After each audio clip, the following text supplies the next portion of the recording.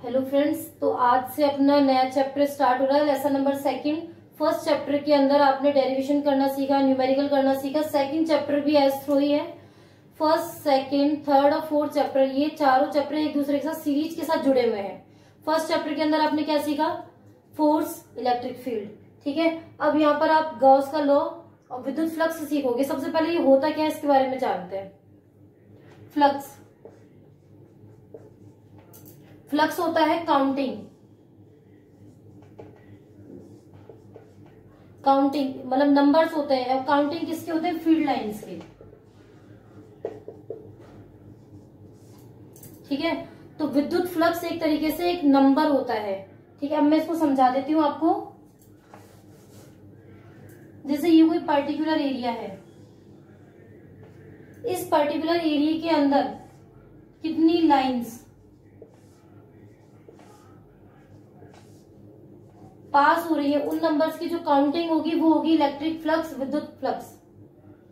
ठीक है, तो मैं इसको आपको लिखवा भी देती हूं कि किसी एकांक क्षेत्रफल में से लंबवत गुजरने वाली बल रेखाओं की संख्याओं को विद्युत फ्लक्स कहते हैं। तो total number of passing through a perpendicular और unit area is called electric flux.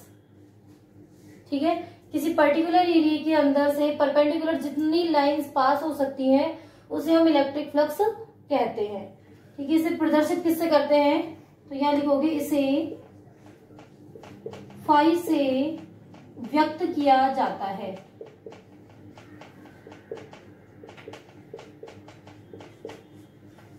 It is represented by phi. Phi is equal to होता है E इंटू ए। तो ये फाई क्या हो गया? फ्लक्स।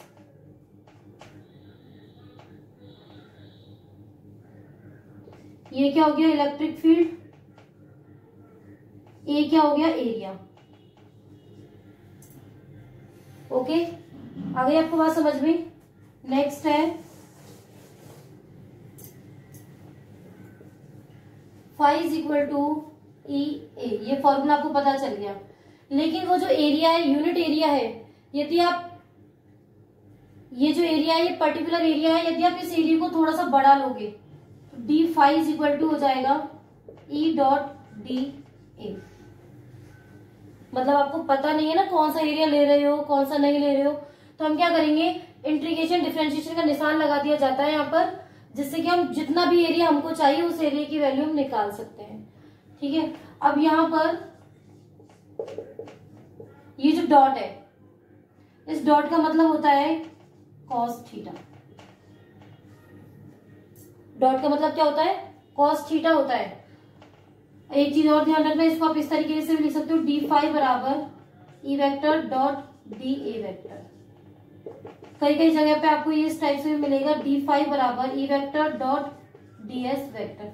अब मैंने इसकी जितनी फॉर्म्स में भी इसको लिख सकते थे वो मैंने चारों फॉर्म बता दिए। आप चाहे इस फॉर्म में लिखें चाहे इस फॉर्म में लिखें, कोई अंतर नहीं है। कई बुक्स में एस दे रखा है, एस का मतलब भी सरफेस एरिया होता है। कई बुक्स में ए दे रखा है, उसका मतलब भी एरिया होता है। तो इससे आपको कोई कंफ्यूजन नहीं है। ध्यान रखने वाली चीज ये है कि ये दोनों वेक्टर क्वांटिटी हैं। अब आप कहोगे एरिया कैसे वेक्टर क्वांटिटी है? एरिया इस तरीके से वेक्टर क्वांटिटी हो रहा है यहाँ पर कि जिस डायरेक्शन में आप लगा रहे हो फोर्स को, वो डायरेक्शन डिपेंड करेगी। अब वो एरिया डिपेंड करेगा, क्योंकि भाई पर्टिकुलर एरिया में से निकालोगे ना, तो जो हमें इतने बड़े एरिया में से, या फिर इस पेन से समझ लो, इतने बड़े एरिया में से यदि आप इतने से एरिया का निकालना चाहते हो तो एरिया मैटर कर रहा है ना। तो जो एरिया मैटर कर रहा है उस एरिया के लिए हमने यहाँ पर वेक्टर का निशान लगाया है। ठीक है, और डॉट का मतलब होता है कॉस थीटा, लिख सकते हो आप इसको। ठीक है, ये तो इसका फॉर्मूला हो गया। अब इस फॉर्मूले के एप्लीकेशंस है कुछ, जैसे केस फर्स्ट।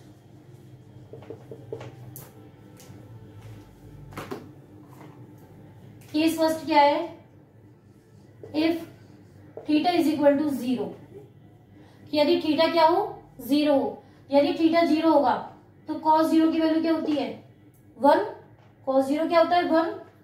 तो D phi is equal to E D S cos 0। Phi की वैल्यू क्या हो जाएगी? ई। अब मैं हटा रही हूं, ये पूरे एरिया के लिए ले लूं तो यहाँ फाई आ जाएगा, ई यहाँ आ जाएगा एस cos 0 की वैल्यू क्या होती है 1, तो फाई इज इक्वल टू हो गया ई एस। अब ध्यान रखना ये है कि केस फर्स्ट में जो आपने थीटा बराबर 0 लिया है, इसकी वजह से जो फाई है ये तो मैक्सिमम होगा। कैसा होगा maximum. Second, phi maximum positive होगा, धनात्मक होगा। कैसा होगा धनात्मक होगा। सी पॉइंट ये आउटवर्ड होगा, मतलब निर्गत। क्वेश्चन कैसे बन सकता है कि हमें ऐसा केस बताओ, हमें एक ऐसी कंडीशन बताओ तो जिसमें जो फ्लक्स है वो मैक्सिमम हो। तो आप कहोगे when theta is equal to 0, when theta is equal to 0 then we get the value of phi maximum is positive। सीधा सा आंसर है। तो इसके लिए आपको ये एप्लीकेशन याद रखना जरूरी है। तो फाई इज इक्वल टू 0 के लिए मैंने बात कर ली, जितने भी केस, जितने भी पोजीशन इसकी बन सकती थी वो मैं आपको सिखा चुकी हूँ। ठीक है, क्योंकि एक एक नंबर के जो क्वेश्चन होते हैं, वन वर्ड क्वेश्चन होते हैं, ऐसा नहीं वो कोई स्पेशल बनते हैं, वो इन्हीं में से बनते हैं, बस हमको ध्यान नहीं रहता उन चीजों का। ठीक है, अब हम केस सेकंड की बात करते हैं।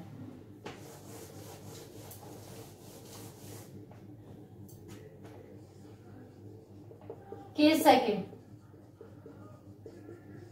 यदि थीटा कितना हो 90, if theta is equal to 90, cos 90 की वैल्यू क्या होती है 0, फ्रॉम फॉर्मूला EDS cos 90, इसकी जगह आएगा फाई ES cos 90 क्या है 0 है, फाई क्या हो गया 0। ठीक है, तो इस कंडीशन में फाई क्या हो गया 0 हो गया। ये एक स्पेशल केस है, इसमें ना नेगेटिव होता है ना पॉजिटिव होता है, इसमें जो फ्लक्स है वो कैसा होता है 0 होता है सिर्फ। इसका इतना सा ही केस बनेगा। इसके अंदर आप इनवर्ड, आउटवर्ड, पॉजिटिव, नेगेटिव कुछ नहीं लिखोगे, और ये मिनिमम भी नहीं है। ठीक है, मिनिमम भी नहीं है क्योंकि ये तो पास हो ही नहीं रही है ना। तो phi minimum, phi maximum, phi maximum जरूर होता है, फाई मिनिमम हम डिनोट नहीं कर सकते। ठीक है, क्योंकि देखा जाए तो फाई मिनिमम है, ये कोई लाइन पास हो ही नहीं रही है। ठीक है, और यदि हम तीसरा केस देखोगे तो उसमें नेगेटिव वैल्यू आएगी, तो वो और भी ज्यादा मिनिमम हो रहा है डायरेक्शन के अकॉर्डिंग। तो फाई मैक्सिमम पूछा जा सकता है, लेकिन फाई मिनिमम नहीं पूछा जाएगा आपसे। ठीक है, अब थर्ड केस देखिए।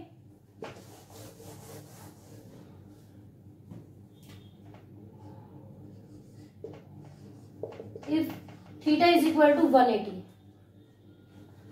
cos 180 is equal to -1। ठीक है, फॉर्मूला क्या है d फाई बराबर EDS cos 180, phi is equal to ES -1, phi is equal to क्या हो गया -ES। ठीक है, अब आया ना यहाँ पे माइनस, यही मैंने कहा था आपको कि माइनस आएगा। तो ये जो है इसके अंदर जो फाई है वो कैसा हो गया मिनिमम हो गया। सेकंड, फाई मिनिमम कैसा हो गया नेगेटिव होगा। थर्ड, ये जो फाई मिनिमम है ये कैसा है आउटवर्ड, ये सॉरी इनवर्ड है, प्रवेशित। अब काफी स्टूडेंट्स होंगे जो इसको नहीं समझ पा रहे होंगे, तो पहले तो आपका सबसे पहले काम होगा इतना टॉपिक पढ़ने के बाद आपको मुझे कमेंट करके बताना है कि आपको इस टॉपिक में क्या प्रॉब्लम आई। ठीक है, अगर कोई प्रॉब्लम है तो मैं आपकी टीचर हूं, मैं तो यहाँ सिर्फ पढ़ाने ही आई हूँ आपको, तो आप मुझे उस प्रॉब्लम को बताओगे कि मुझे इस टॉपिक में यहाँ प्रॉब्लम आ रही है। ठीक है, तो मैं इसको आपको करेक्ट करने की कोशिश करूंगी कि कैसे इसको मैं कलेक्ट कर सकूं आपसे, इस प्रॉब्लम को कलेक्ट करके कैसे करेक्ट कर सकूं। ठीक है, लेकिन यदि आप मुझे प्रॉब्लम नहीं बताओगे तो मैं इस पर कोई एक्शन नहीं ले पाऊंगी, तो आपको बताना पड़ेगा। अब कुछ स्टूडेंट्स का ये भी हो सकता है कि मैम ये इनवर्ड आउटवर्ड है क्या चीज है, तो वो मैं समझा देती हूँ कि आउटवर्ड इनवर्ड क्या है। ये लाइंस है। ठीक है, यदि लाइंस इस टाइप से आ रही है तो इनको माना जाता है आउटर साइड, बाहर निकल रही है, आउटर साइड निर्गत। ठीक है, तो इसमें तो मैक्सिमम वाला केस लगेगा। यदि ये फील्ड लाइंस है और ये इस टाइप से हो रही है तो ये इनवर्ड है, ये नीचे जा रही है, तो यहाँ पर ये हो जाएगा मिनिमम। ओके स्टूडेंट्स, अब मैं आपको नेक्स्ट टॉपिक बताती हूँ, ज्यादा प्रॉब्लम नहीं है अभी इसमें। अब हम नया टॉपिक पढ़ लेते हैं, सतत आवेश वितरण।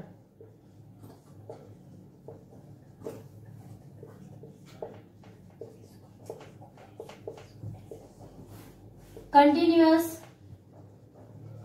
Charge distribution, continuous charge distribution. अब नाम से ही पता चल रहा है कि क्या कहना चाह रहा है। तो ऐसी कोई सरफेस जहां पर जो चार्जेस का डिस्ट्रीब्यूशन है वो कैसा हो, इक्वल हो, सेम डिस्टेंस पर हो। तो मैं प्रॉपर्टीज लिख देती हूं कि जो चार्ज है सेम डिस्टेंस पे हो,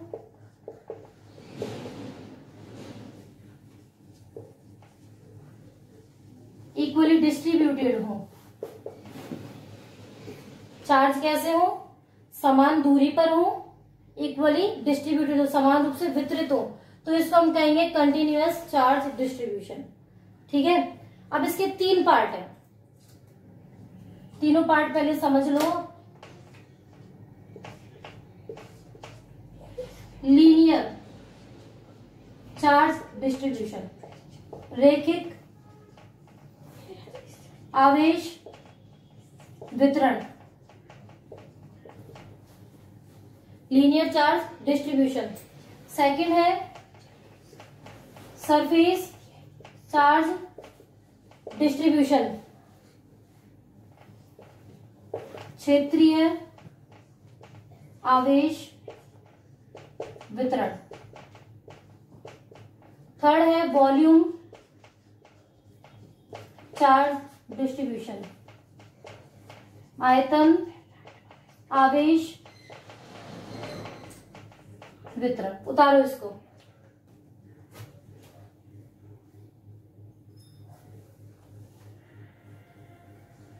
ठीक है, linear charge distribution, surface charge distribution, volume charge distribution.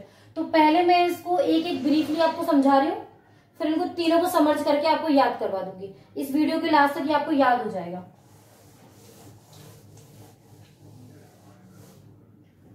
तो पहला है लीनियर चार्ज डिस्ट्रीब्यूशन,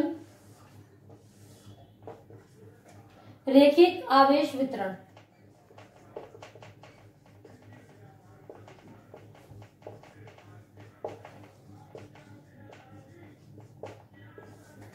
तो ध्यान रहे कि ये डायग्राम है, देखिए यदि ये कोई लाइन है, लीनियर चार्ज डिस्ट्रीब्यूशन मतलब कि किसी रेखा में, तो ये कोई लाइन है, यहां पर ये चार्ज डिस्ट्रीब्यूट हो रहे हैं, तो ये हो गया रैखिक आवेश वितरण, लीनियर चार्ज डिस्ट्रीब्यूशन, किसी एक लाइन के ऊपर चार्ज डिस्ट्रीब्यूशन होना। तो इसके केस कि एक तो ये 1D होता है, इसमें 2 डायरेक्शन 3 डायरेक्शन नहीं आएंगे, सिर्फ एक डायरेक्शन। यदि आप किसी वॉल्यूम की बात कर रहे हो, किसी रेक्टेंगल की बात कर रहे हो, तो सिर्फ लेंथ के अकॉर्डिंग या ब्रेथ के अकॉर्डिंग या डेप्थ के अकॉर्डिंग, मतलब कोई भी एक डायमेंशन आप इसके अंदर ले सकते हो, एक ही डायरेक्शन में। ठीक है, second linear charge distribution density होती है, जिसे हम लैम्डा से डिनोट करते हैं। तो मैं लिख देती हूं रैखिक आवेश घनत्व, linear charge density, lambda.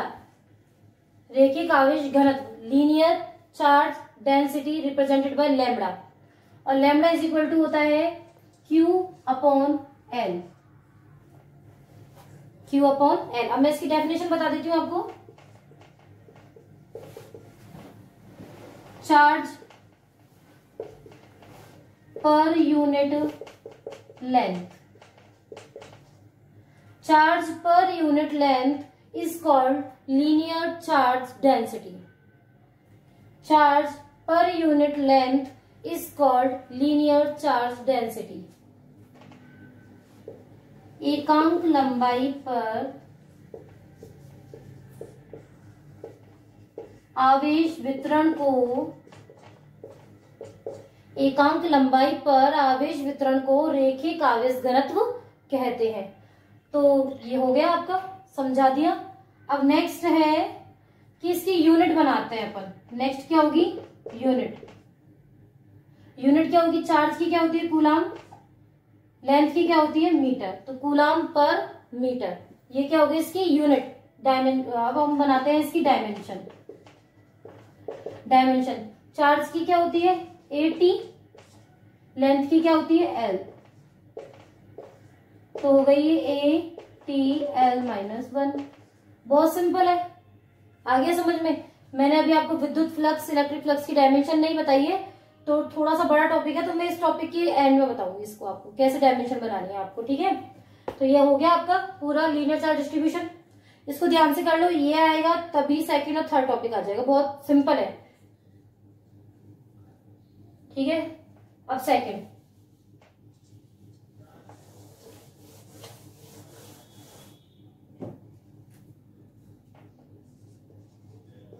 Surface charge distribution, क्षेत्रीय या सतह आवेश वितरण, ठीक है। अब इसके लिए सुनो कि ये कोई एरिया है पर्टिकुलर, इसके अंदर चार्ज है।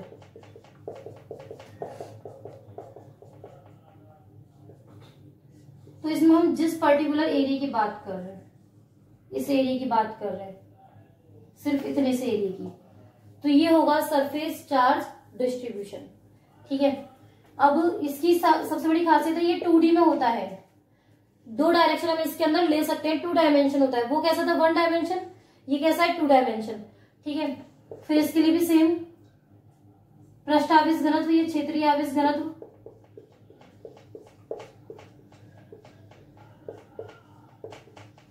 आवेश घनत्व,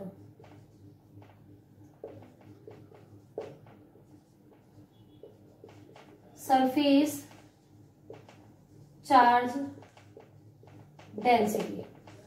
क्या है ये? Surface charge density. इसको हम रिप्रेजेंट करते हैं सिग्मा से। क्या है ये? सिग्मा। सिग्मा, इसका फॉर्मूला होता है Q/A। वहां क्या था? लेंथ के अकॉर्डिंग था तो L था, ये एरिया के अकॉर्डिंग है तो यहाँ पर क्या है? A। इसकी जो डेफिनेशन होगी वो क्या होगी? चार्ज पर एकांक क्षेत्रफल पर आवेश वितरण।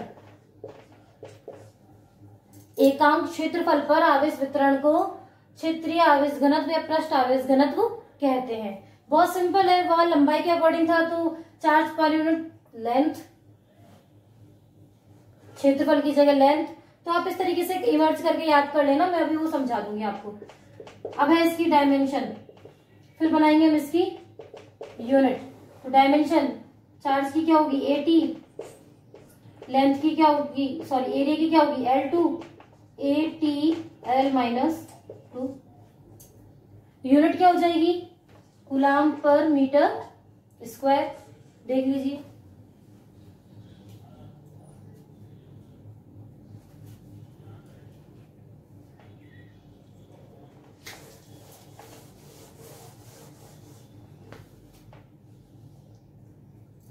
थर्ड है वॉल्यूम, आयतन आवेश वितरण। इसके अंदर क्या होगा? ये जो पर्टिकुलर एरिया है ये तो ऐसे ही रहेगा, लेकिन इसके अंदर एक शेप बनेगी ऐसे क्यूब की या क्यूबॉइड की। ये जो होगा ये होगा वॉल्यूम। वॉल्यूम के लिए तो लेंथ, ब्रेथ और हाइट तीनों चीज चाहिए ना, तो ये होता है वॉल्यूम 3D के लिए। ये कैसा होगा? 3D होगा। अब यदि मैं बात करूं आयतन आवेश घनत्व, वॉल्यूम चार्ज डेंसिटी की, तो इसको हम रिप्रेजेंट करते हैं रो से, रो। और ये होता है Q/V, वॉल्यूम, वहां L, फिर A और फिर V। कितना इजी है याद करना, ठीक है। इसकी डेफिनेशन बना दो आप, खुद खुद बना सकते हो डेफिनेशन तो आराम से। एकांक आयतन पर आवेश घनत्व को, एकांक आयतन पर आवेश घनत्व, एकांक आयतन पर आवेश घनत्व को वॉल्यूम चार्ज डेंसिटी कहते हैं। इंग्लिश में क्या बनाओगे आप? Charge per unit volume, charge per unit volume is called volume charge density. Okay, बहुत सिंपल है ये। फिर मैं इसकी डायमेंशन यदि बनाना चाहूं, डायमेंशन क्या बनेगी? चार्ज की AT, वॉल्यूम की L3। काफी स्टूडेंट्स तो साथ में वर्क कर रहे होंगे।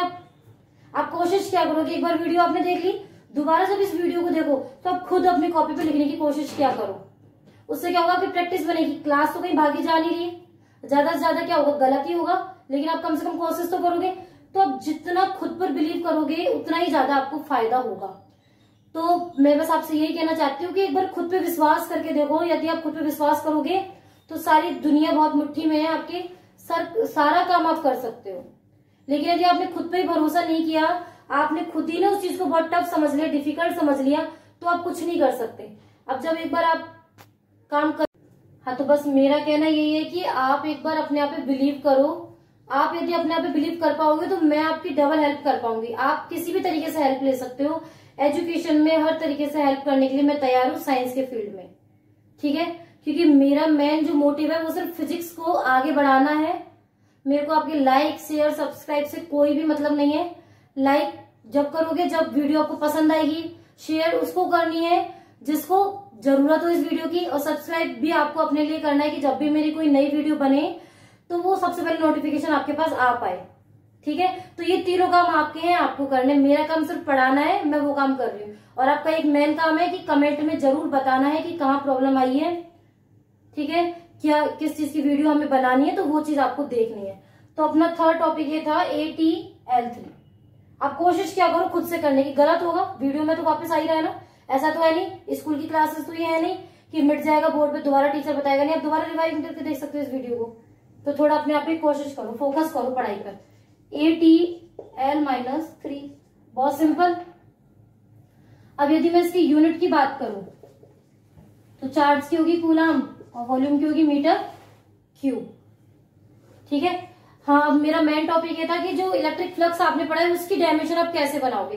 तो उसकी डायमेंशन बनाना सिखाती हूँ, एक बार आप इसको देख लो, ठीक है। तो उसकी डायमेंशन देखिए, फिर मैं इस तीनों टॉपिकों को मर्ज करवा के आपको सिखाऊंगी। देखो फ्लक्स क्या था, 5, electric field into area. Electric field की क्या होती है, force upon charge, area A.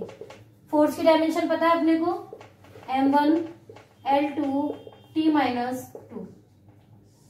यही होती है क्या फोर्स की, या गलत है? फोर्स की होती है M1 L1 T-2, ठीक है। चार्ज की होती है AT, एरिया की क्या होती है L2। अब बनाओ इसे डायमेंशन M1। L कितने हैं, 1 इधर है 2 इधर, L3। T कितने हो गए, 2, ये ऊपर गया -3, A-1। बहुत इंपॉर्टेंट है, डायरेक्ट आपसे डायमेंशन पूछी जाती है इलेक्ट्रिक फ्लक्स की, बहुत ज्यादा इंपॉर्टेंट है, इसलिए ये मैंने आपको स्पेशल तरीके से समझाया है, ठीक है। अब अपना जो मेन काम है वो अपन करते हैं। Linear charge distribution, surface charge distribution, volume charge distribution, तीनों एक बार में समझ लें अपने को, ठीक है। लैम्डा से डिनोट किया जाता है, इसे सिग्मा से और इसे रो से। ये क्या होता है, पर यूनिट लेंथ,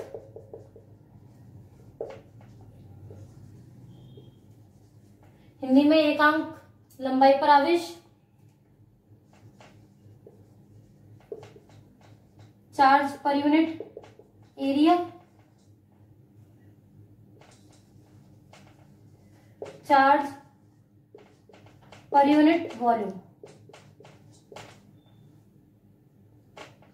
उसके बाद इसका फॉर्मूला होता है Q upon L, Q upon A, Q upon V।